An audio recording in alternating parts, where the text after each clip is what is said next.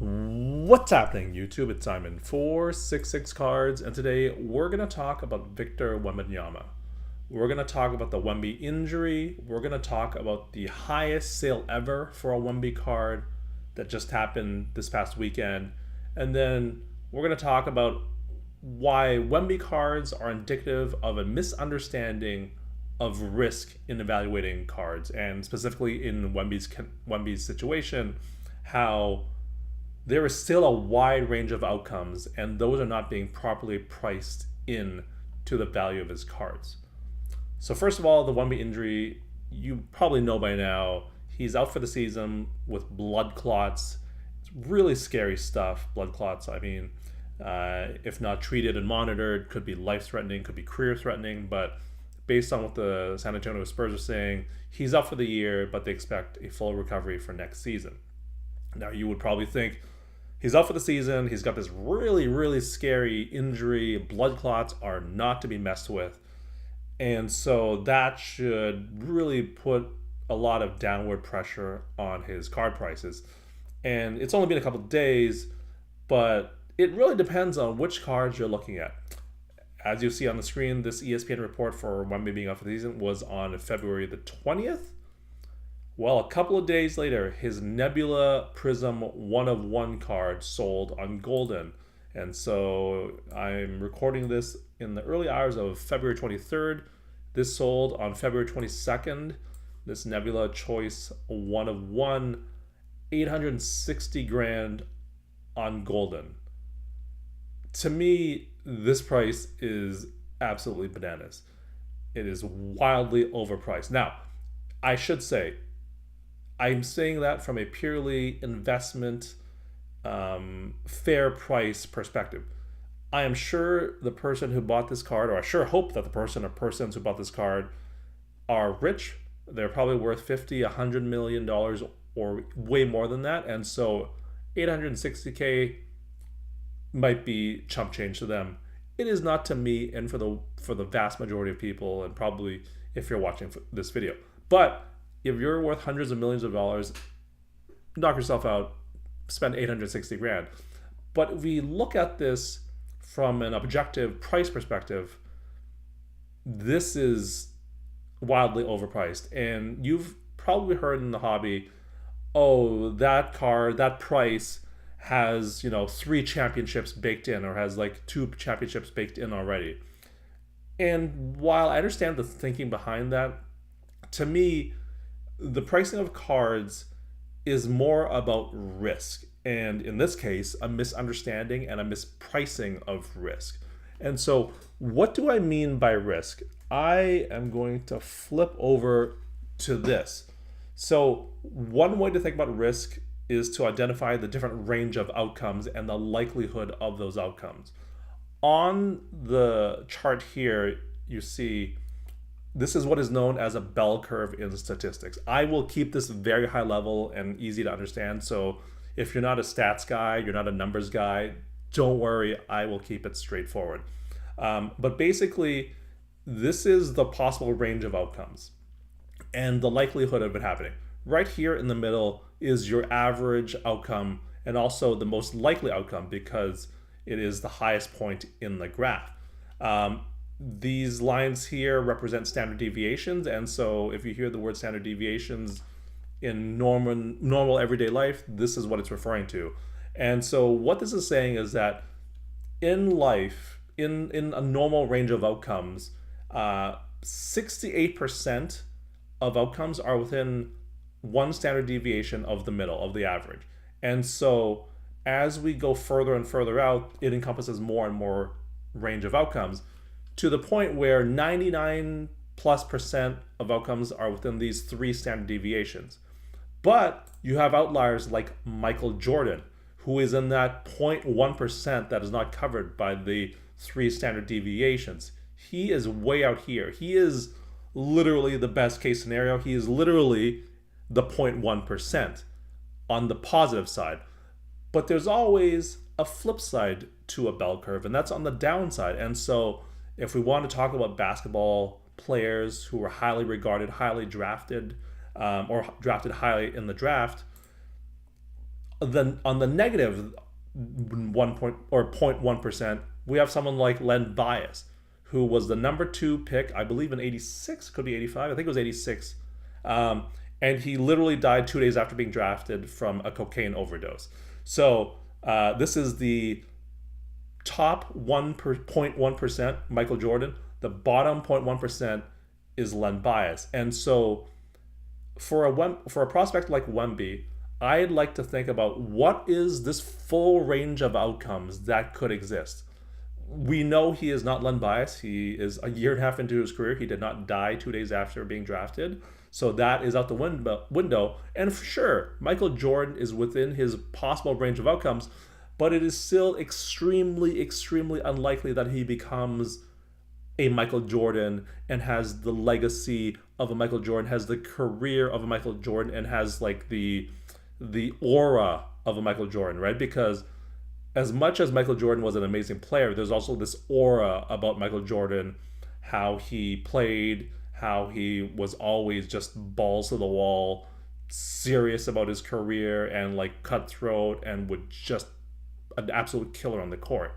And that's an aura that is also baked into his card prices, right? So it's not just his career. But if we just think about different outcomes for Wemby's career, we have to think about where different examples would exist on this bell curve for Wemby, given the fact that we already know he is a freak, he is a one-of-a-kind athlete in both terms of his size, but also his skill level. And so we're going to take bench players and role players off the table and just look at people who came into the league with extremely high levels of skill and talent and where they ended up. And so that's what I've done here. This is the full range of outcomes that I believe are possible for someone like Wemby. Again, on the high end, we've got Michael Jordan as like the literal 0.1% best case scenario, Len Bias the 0.1% scenario on the downside. And so as we move forward, we have Kevin Sampson, we have Bill Walton. Both of these guys, immensely talented, but injuries basically derailed their careers.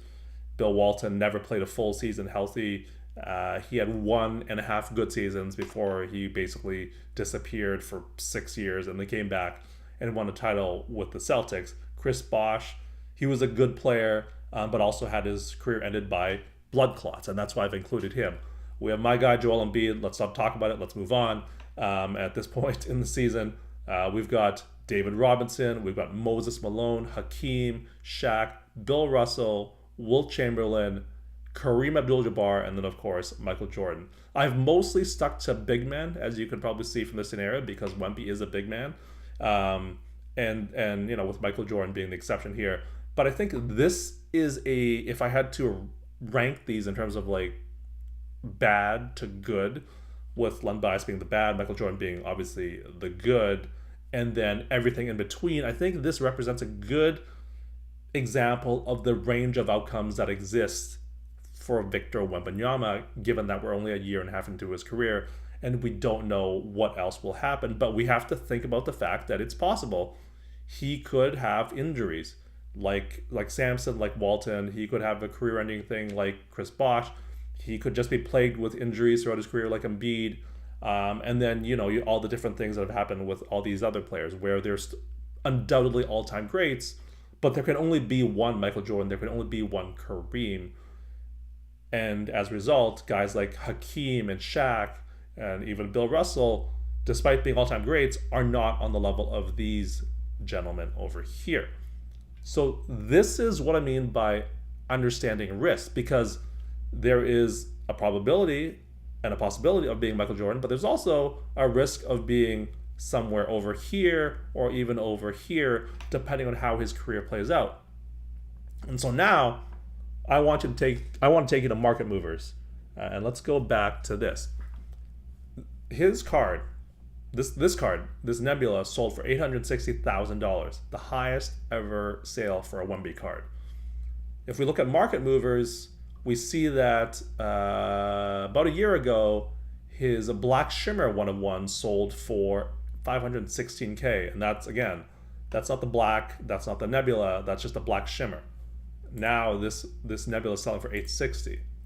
And so if we're saying that the best case scenario is Michael Jordan, let's take a look at Michael Jordan card sales and see how many have sold for 860K or even 516K, which is more than the black shimmer sale here, right?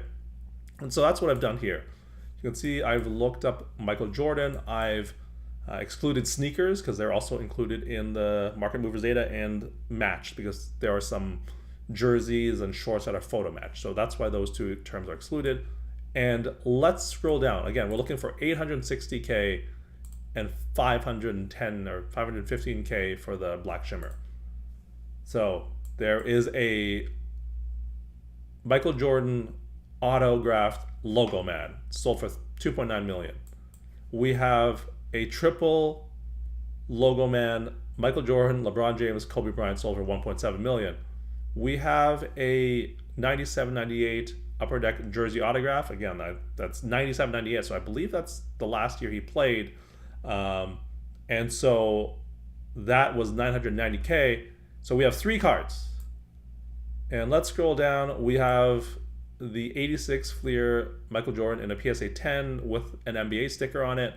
That sold for 840K, and that was in 2021, the peak of the pandemic bubble. So we already are at this Nebula sale. There are literally 3 cards in sales history that are on record that have sold for more than the Nebula, but it is a Michael Jordan logo, or like logo man auto, a triple logo man with Michael Jordan, LeBron, and Kobe, and a 97-98 jersey autograph. And that's it. Those are the 3 MJ cards that have sold for more than the Wemby Nebula. Does that seem logical to you? Because it sure doesn't seem logical to me. Because, and if we scroll down to the to see how many more are sold more than 516K, the black shimmer price, let's scroll down here. Oops. We have another 97 Upper Deck game jersey auto. We have a exquisite out of 75. We have that. This is a lot, so that doesn't count. This is another lot that doesn't count. There is a PMG, and we have one more 97 jersey auto card, and this is another triple logo man, and that's about it. So we have 1, 2, 3, 4, 5, 6, 7, 8, 9 Michael Jordan cards that have sold for more than the Victor Wembanyama black shimmer, and we have 3 that have sold for more than the 860K, which is a Nebula, which again is a logo man auto, a triple logo man, and then a 97-98 jersey autograph from 2022. So basically, because I think it's fair to say that a Michael Jordan logo man auto and a triple logo man with also LeBron and Kobe are better cards than this Nebula card. So basically, the cards are being priced like Victor Wembanyama is gonna become Michael Jordan. It's not that we've priced in 1 championship for Wemby, we've priced 2, we've priced 3. It's that we have literally just assumed he will be the 0.1%. If we compare that data, we have the Nebula price suggests that Victor Wembanyama will have to be Michael Jordan. That's how I read that data. And there is 0% chance that he'll be any other example here on your screen. It is just he will be this, and that will make sense in terms of the price. Otherwise, like, I don't need to tell you, there's not that many cards of Kareem, Bill Russell, Will Chamberlain, Shaq that are in the $500,000, $800,000 range. I think I haven't looked it up, but I'm going to assume that it's not as much as the Michael Jordans, right? And so if this is what this data is saying, if this is saying that there's only 3 cards that is sold for more than this Wemby Nebula, then the only way this price makes sense is if Wemby becomes Michael Jordan. And so that's why it is a misunderstanding of risk, and it is a mispricing of risk, because there is a risk that he just becomes Hakeem or Moses Malone or Shaq and becomes another top 5, top 10 player and not just like the GOAT. And that is what I mean by the card prices are mispricing risk and mispricing the range of outcomes that still exist for Wemby. So that is the point of this video. Basically, all of if the Nebula sale is any indication, all of Wemby cards are mispriced and still wildly overpriced. And I would not go near them with a 10-foot pole. Would love to hear your thoughts and comments on my analysis here. I should caveat one more time. If someone bought this card for 860 grand, they're probably very, very wealthy and probably have at least $100 million. And so this is less than 1% of their net worth, and it doesn't mean anything to them. And if that's the case, all my stuff goes out the window because they're just buying it for what I like to call shiggles. You can figure out what I mean by that. But my nephew might be watching this video, so I'm going to keep it clean. And so if a billionaire is buying this card for shiggles for his PC, then like that's great. But if we're just looking at this from a does this make sense from a dollar perspective, the clear answer to me is no, because that means that it's priced as if not 1, 2, or 3 championships are in Wemby's future, but that he becomes Michael Jordan and does not assume the risk that he doesn't, and becomes still an all-time great, but has the career of someone not quite on the level of Michael Jordan. That's it. That's the video. Would love to hear your thoughts and comments down below. Thank you as always for listening and watching. I'll talk to you all soon. Cheers.